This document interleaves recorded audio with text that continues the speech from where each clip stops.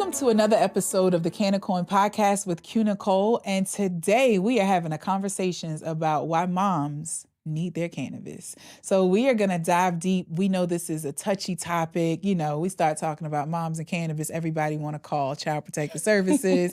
So we're going to tell y'all why y'all all need to relax, right? But before we jump into that, I want to start us off with the hot topic the way that I always do. And this hot topic is actually inspired by our show because I was at an event in Charleston, South Carolina, and we were at a pop-up event where we were providing samples of our product, and we typically sample our gummies. WH Farms, guys, for those of you who haven't been following the show, I'm the CEO and founder of WH Farms Co., and we are a vertically integrated botanical manufacturing company. We actually grow industrial hemp on our USDA licensed farm, and we manufacture phenomenal products, including a THC-free gummy, because we believe that people should really experience the therapeutic benefits of the plant. So we sample this gummy often because it is without THC. And we had someone come to the booth. It was a mom. She had a cute little 6-year-old boy. She was with her husband. She was like, "Can I have one of those gummies really quickly?" I was like, "Yeah, you can take it, no big deal." And she was like, "This is what I give my son to relax him." I said, "Really?" She was like, "Yeah." She was like, "Come here, come here." She was like, "What is this?" And he said, "Oh, these are my behavioral gummies." I was like, "Stop playing." And she said that she would give him a half a gummy before school so that he would be able to focus and kind of maintain stillness or more calm in class, and another half a gummy when he would come home from school in preparation for any sort of after school homework or whatever was necessary. I mean, at the age of 6, I hope they're not giving him that much homework. But what I will say is I appreciate how mothers are opening up their minds to other opportunities to offer plant-based solutions to their children for what schools prescribe as behavioral challenges that they typically want to be accompanied by prescriptions. And I think that that's been the biggest motivation of our company, is to see this plant-based alternative to prescriptions, plants over pills. And so that's what we're going to talk about today. I am here with the holistic lawyer mommy, Miss Lorraine Funderburg. How are you? I am wonderful. Look, blessed and highly favored. Yes, blessed and highly favored. She just came back off of a revolutionary retreat that was just so amazing. Definitely. I mean, I can't even imagine. The images were like, so I can only imagine being there was like a big lift. So you're a mommy that's into self-care. Oh, absolutely. So introduce yourself and tell everyone about you. Yes, so Lorraine Funderburg. I am a business and entertainment attorney and also a holistic wellness practitioner. I just got board certified as a national health and wellness coach, so that was very exciting for me. Congratulations. Give thanks. Yes, I'm licensed to practice law in California and here in Georgia, working on DC right now. And yeah, the holistic journey was a part of like my own personal journey. Part of after becoming a mother, for one, and running my own law firm and a couple of other businesses, it was one of those things where I was always spreading myself thin. Like everything kind of looked good from the outside, right? It was like, oh, my kids are great. I make good money. Everything looks good. But there was like something that I was feeling that there was still like some void. Like it was just something was off. And so I started just kind of seeking, like, well, what is this thing, that I'm missing? And so self-care became a huge part of like what I felt like I needed to do, because I was always doing so much for so many other people and serving other people all of the time. And it's like, it's so easy, especially as a mother and an attorney, right? Is everybody else's needs are first. You're always doing things for other people and you don't really prioritize yourself. And thinking for other people. Thinking for other people, that part. And so I decided to make a commitment to really like pour into myself in the same way that I pour into my children and into my clients, and make myself a priority. I built myself a folder, a file. I'm like, you know what? You are going to be your highest, priority client. So you actually created a file. So like the way that you create project files for your law clients. Yes. You made yourself the highest priority client that you had. Absolutely. It was like the only way I could like conceptualize and really like fit myself into it. You know what I mean? It was like, you know what? You do all of this for your clients. Like, Go ahead and write your name on Onboard the folder. yourself. I Exactly. love that. I'm Yes. going to onboard myself. I'm Yeah. going to do that. Like tonight, I'm Yes. onboarding myself because, one of the things that I think when we think about being a multi-hyphenate, which I can appreciate that you are as an attorney, you have other holistic practitioner, you are licensed health and wellness coach. So you have all of these various, spaces Mhm. where you occupy and take up space and roles. But then sometimes we can forget that the main role is the role that we play for ourselves, like Yes. our, relationship with self. So tell me how you delved into cannabis as a form of self-care. So interestingly enough, I was somebody who engaged in cannabis like before I really understood the like self-care aspect of Yeah. it, right? I probably started in high school or college and was just like, that's what, the cool kids do Yeah. or whatever. But it wasn't until a few years ago that I started to become a lot more intentional about it because I understood what the effects of it had on me. And it was like, oh, this is what I need to do when I'm in a certain headspace or when like I am feeling a little bit more stressed out or like when my life is a little more chaotic. And so it wasn't a thing where like now I would do it because I'm like out with some friends and it's like, no, this is something that I do for myself as a like part of one of my self-care regimens, so it's like, okay, no, we're going to create some time. We're going to create some space. We're going to go into it, set an intention and really sit down and think about what it is that I want to get out of the experience and then engage. Yes. I love that. So when you started to engage, I mean, obviously, because you had a relationship with cannabis before using it as a tool for self-care, how did you feel as a mom when you started to leverage or use the plant as a tool for self-care as a mom? Did you have any guilt or did you have like any sort of like social stigma or pressures that you had to think about?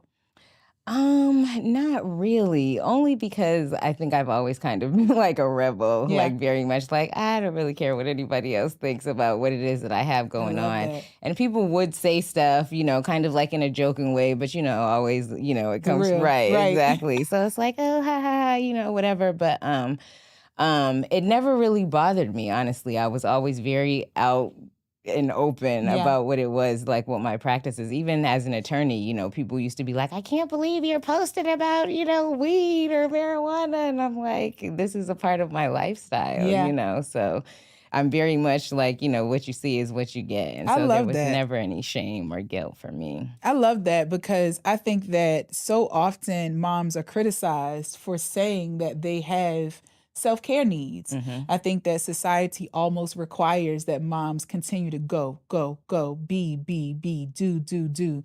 And what I particularly like is that I found that a number of mothers who consume find that they're more present, Oh, yeah. find that they're able to manage. So tell me about that experience as a consumer. Are you feeling that it helps you with parenting? Oh, absolutely. So I'll say it's funny. So when I was pregnant with my son, I remember, so he's 10 now, but I remember doing a lot of research because I was like, one thing I was always very serious about was like being a mom. That was Yeah. like my goal in life, Yeah. right? Not an attorney, not, like Yeah. anything else. It was like, I'm going to be a mother, And so when I finally got the opportunity, it was like, I'm studying all the books, doing all the things, and I need to know everything about everything. And so that was something that came up for me. Like, am I going to be doing a disservice to my children by still engaging in this? And so I was doing a lot of research, like reading up things. And of course, all the stuff was negative, and it's like very much too like, oh, they're taking your blood all the time when you go to the hospital. So you better not, let it come back. And I'm like, okay, because I was very much like, I'm still going to do this while I'm pregnant and, see. But the funny thing is whenever I would get these horrible headaches when I was pregnant with him. So I actually ended up stopping because I realized it was like, I'm like, maybe it's just a fluke, but it was like every time like clockwork. And I'm like, man, I just have these debilitating headaches after I do it. And so I didn't with him.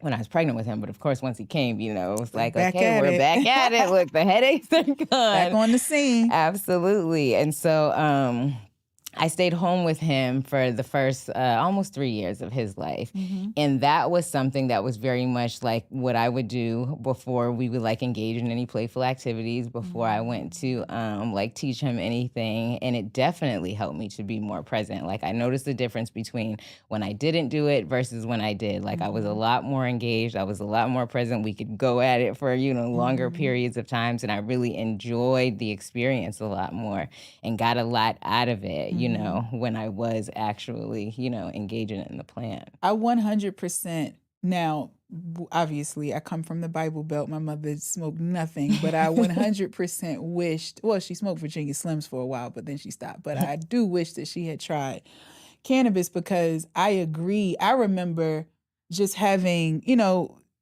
feeling her stress as a child. Like I remember feeling her stress, and I love my mom is my bestie. And so I understand and I empathize with how strong moms have to be, especially, facing whatever they may be facing for their children.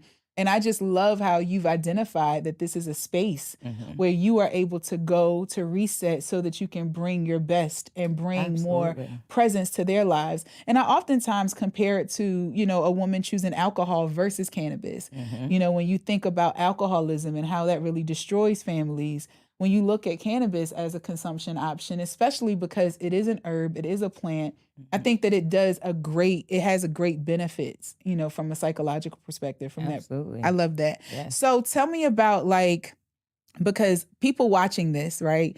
I know we have some closeted consumers. I know some of you guys are out there, you're watching this and you're like, nobody knows, but when everybody leaves, I open up the window and I take a couple of pulls and I pull it back real fast. I already know. How did you manage this conversation with your co-parent? So he was very aware of the fact that, I engage all the time. He definitely hated it for sure, but it was like a part of who I was. So it was like, this is what you get, love me or hate me, but like, this is what it is.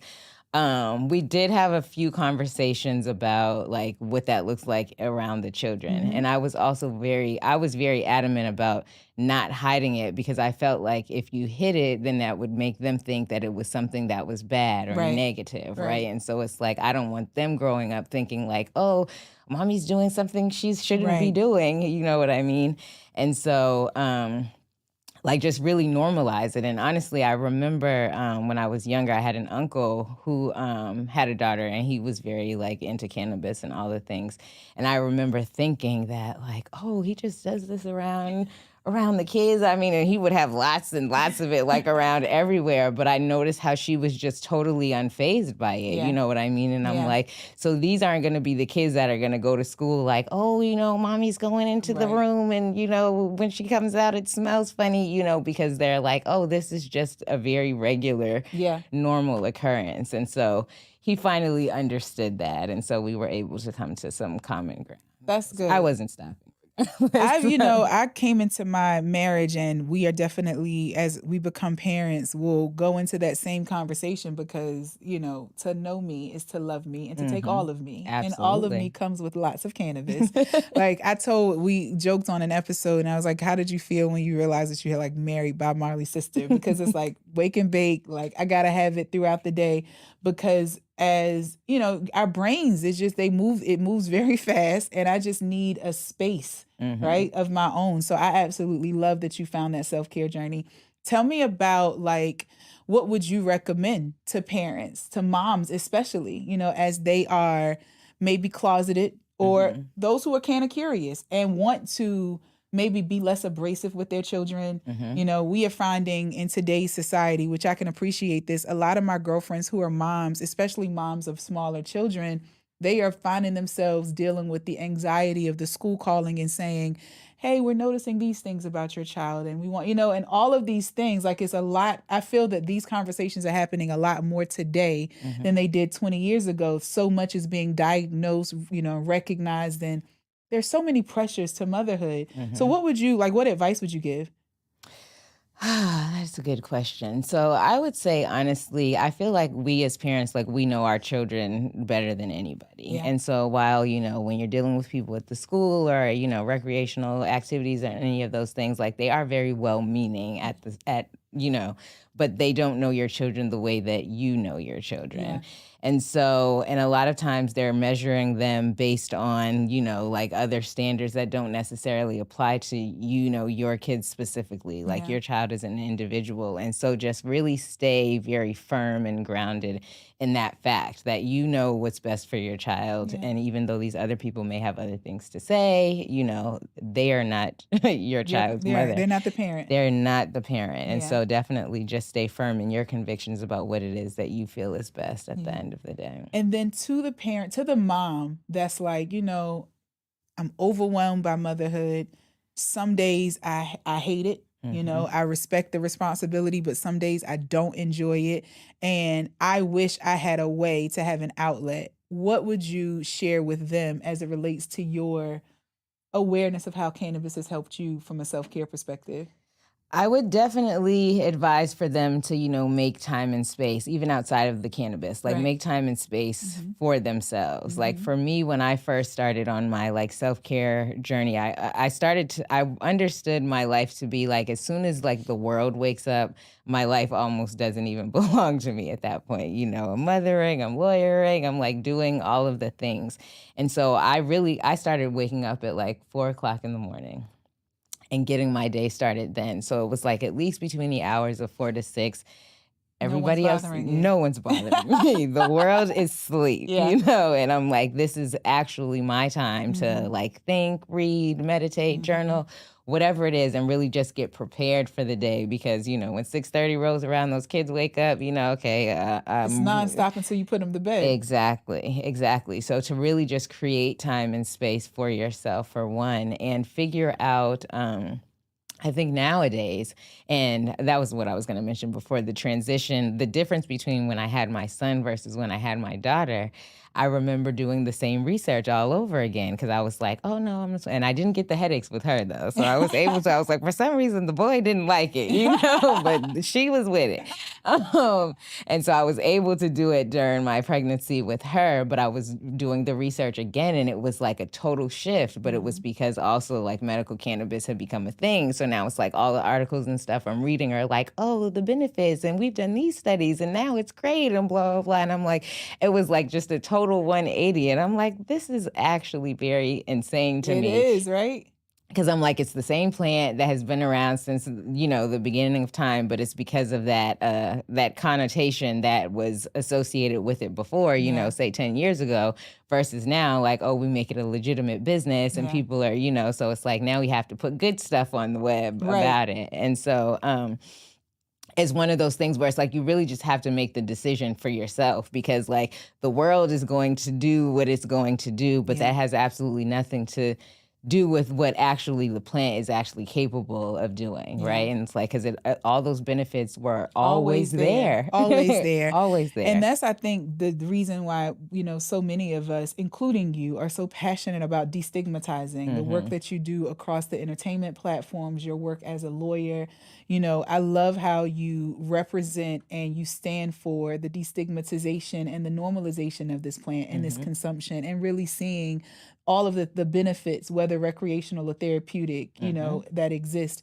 One of the things that I was always intrigued by is breastfeeding and the fact that our breast milk has cannabinoids anyway. As a matter of fact, that's what makes breast milk amazing. It's the fact that it has those cannabinoids. Did you find that, or did you find during your research that consuming helped to produce or magnify anything in sort of but did you find that at all? No, I didn't. I was not a big, I remember because breastfeeding was I'm I can't wait. I'm I'm be, and I thought I was going to be one of those women who got the boobs. I didn't get the boobs and I wasn't leaking the milk and I wasn't stocking up on milk and freezing it or anything. It was I literally breastfed both of my children. There was no pumping. There was no, because I felt like I only made enough to do, The feeding. just that exactly. And so I didn't have that experience at Okay. all. I'm like, maybe my titties are too little. No, no, no.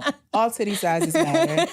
So the beautiful thing, though, there's a nurse out of Philly that we interviewed on one of our virtual conferences, the Elevated Educator Conference. Check it out. And she talked about how when she was breastfeeding or prior, while she was carrying, the doctor, she put it on all of her medical records, and she wanted to demonstrate that she could actually, it would enrich her breast milk. And because of the consumption she consumed, not only through smoking, but also tincture. Okay. And she said that she was like, if I'm going to provide them with cannabinoids naturally, then why don't I amp them up I know by that's adding right. more to it? It's Yes. like, that's the spirit. Mhm. So I love that. So any regulations, any concerns as you've dealt with like schools, like what conversations would you have with parents who do consume and with them having school age kids, or even in your experiences going through the doctor's visits as a mom?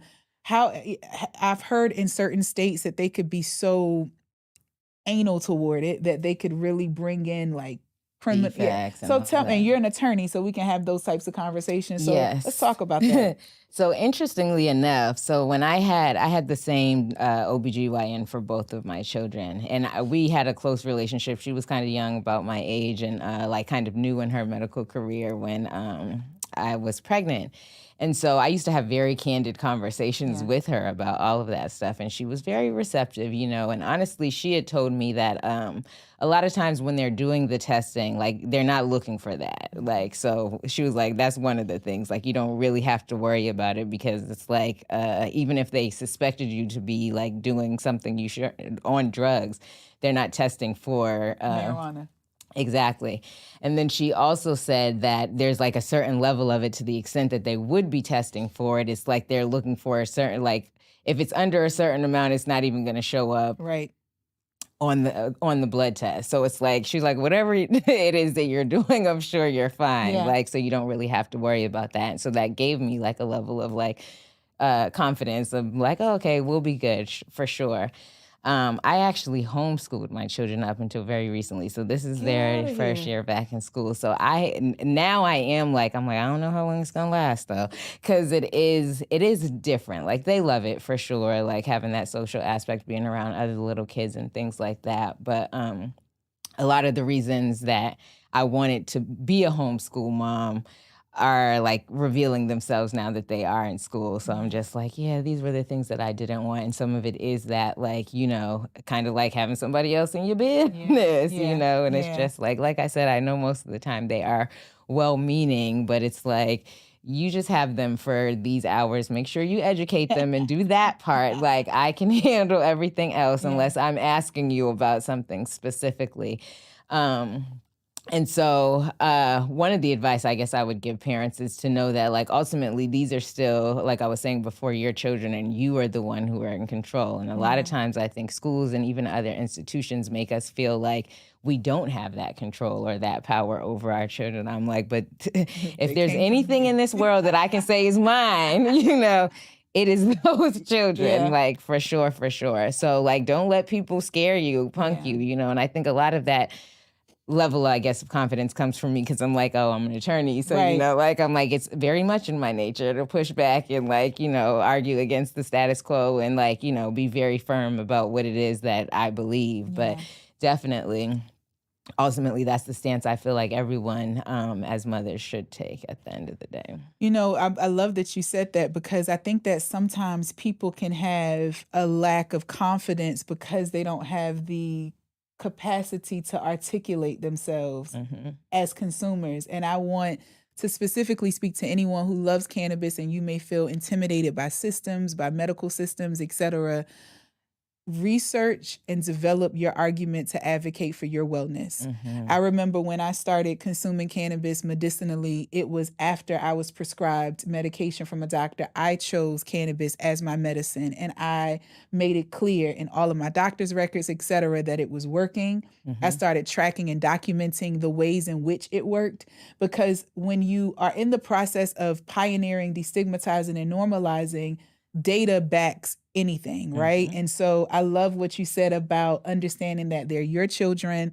It's the environment that you've created for them. Mhm. You know what's best. And if you find that you aren't as savvy in that language, etc., get your research, get your argument together, keep it in the back of your mind so you have that quick one-liner to let people know, like, I'm clear. Mhm.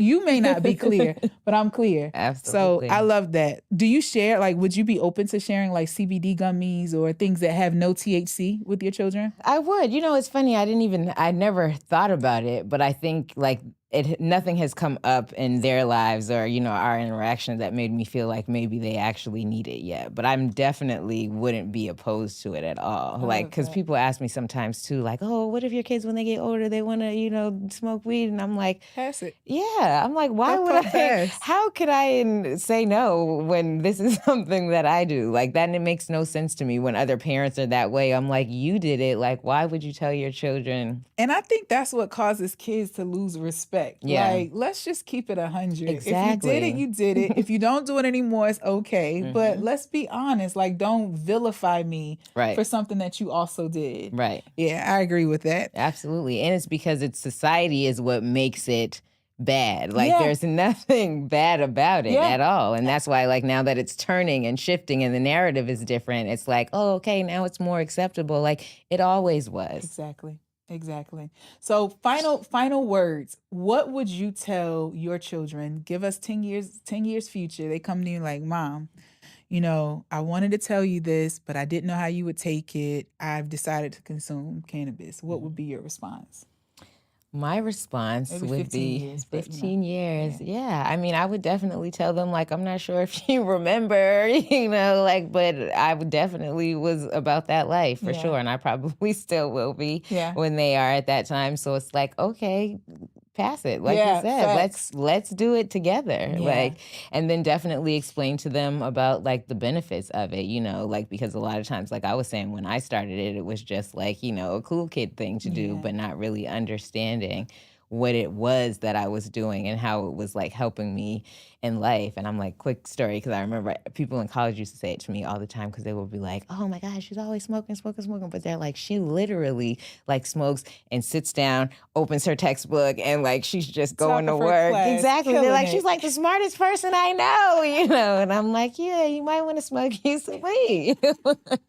How do you get I get all this brain power? Right, Yeah. exactly. And I'm not stressing like how everybody else is. Like in law school, it was always like insane. Everybody's always so stressed. I'm like, I'm token right before I go to take an exam, you know, because I'm like, I'm focused. Yeah. Like, I yeah. love it. My nephew's first time consuming, I'll never forget when I tested him. I was like, you know, he kept denying it. I was like, why are you lying? He was like, I said, go take this drug test.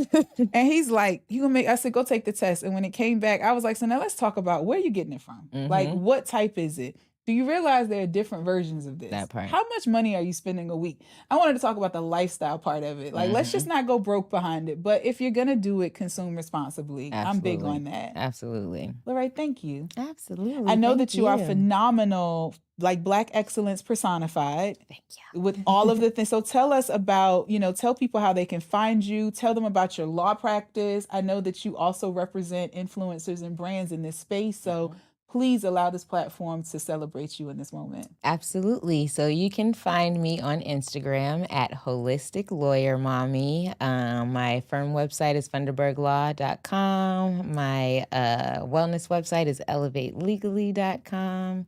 And yeah. And what type of, like, what's your discipline in law? So I do business and entertainment. So trademarks, copyrights, contracts, entity formation. Yeah. They can sue people through you? No, I do No, not go to okay. court. Okay. That is my rule. I'm like, listen, most of the time we never have to go to court though, because we can handle it, you know, settle some things. But if somebody's adamant about, you know, going rogue, I'm like, I'm referring you out. Well, we are excited to have you. WH Farms has some gifts for you, so you'll definitely get those. And I just want to thank you again for joining our podcast today. Absolutely. Thank you for having me. Not a problem. So, guys, this is another episode of the Can of Coin podcast with Q Nicole. If you enjoyed this episode, if you know a mom, an auntie, a grandmother, because grandmothers be stressed these days, send this episode to them. Share, like, comment.